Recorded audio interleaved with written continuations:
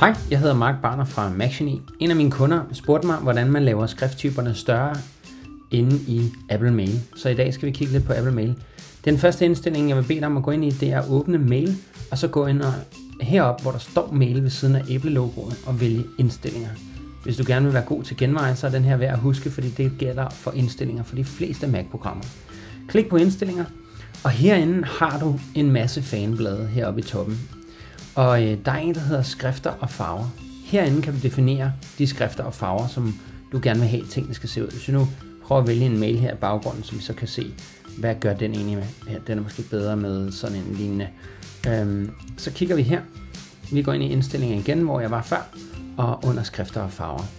Skrift til beskedliste. Her kan jeg så vælge, og det skal være størrelse 24, så kan I se, der sker noget om bagved her. Det bliver meget stort. Og altså på den her måde kan jeg så definere, hvor stort og småt kan jeg godt lide det. Jeg synes umiddelbart 12 er en god skrifttype for mig. Og hvis jeg kigger på skrift til besked, så tror jeg, vi skal kigge herop.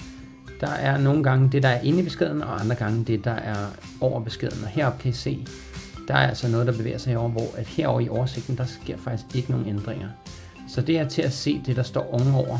Og jeg synes ikke, det påvirker noget i den her mail. Og det kan være, fordi den mail har allerede været påvirket af det, som er prædefineret af selve den, der har skrevet e-mailen. Nå, men ellers er der også en, der hedder fast skriftbredde, og fast skriftbredde kan man herinde under styre nogle forskellige ting. Jeg kan faktisk ikke se, hvad den her faste skriftbredde rører ved. Og det tror jeg simpelthen, fordi det er kun, hvis du får e-mails med ikke formateret tekst. Og det betyder, at de ikke kan lave fed skrift og alt muligt andet. Så den kan være mindre relevant. Men jeg vil nu alligevel sige, hvis du er svagt seende, eller har i hvert fald synes, at tingene er lidt småt, så sæt du den heller lidt op til de skriftstørrelser, du godt kan lide. Nå, et andet sted, man også kan styre det, det er faktisk i oversigt, der er mere layoutet, man kan styre. Og det er herover eksemplet, der er lige nu 2 linjer og 4 linjer, så du kan blandt andet se noget mere af den mail, inden du klikker på den. Og man kan også helt slå, jeg satte det her til før, jeg hedder marker beskeder med farve, når de ikke er grupperet. Det er sådan en, der er standard her. Men jeg har sat hak i vis ulæste beskeder med fed skrift, så hvis jeg havde en udlæst besked herover, vi kan prøve at gøre den her udlæst, så er det faktisk med fed skrift heroppe, som jeg kan se, at den er ulæst. Det er jo en funktion, jeg synes, der gør det nemmere lige at overskue, hvad der er læst og ulæst.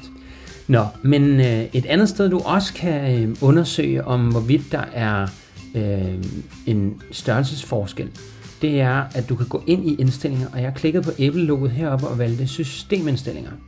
Herinde har vi en lang række indstillinger i venstre side, og hvis det går lidt for stærkt, så kan du pause videoen her, og så fortsætte den om lidt. Der skal vi faktisk ind under skærmen. Desværre skulle man tænke logisk, at det skulle være under udseende, men i stedet for vil jeg sige, gå under skærmen. Og her, hvis jeg synes, at alting var for stort, så kunne jeg så få mere plads på skærmen.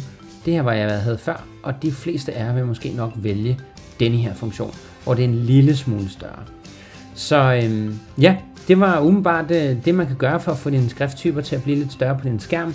Og har du brug for noget andet, styre det endnu bedre, så må du række ud eller skrive det i kommentarerne. Tak fordi du kiggede med. Jeg hedder Mark Barner fra MacGenie.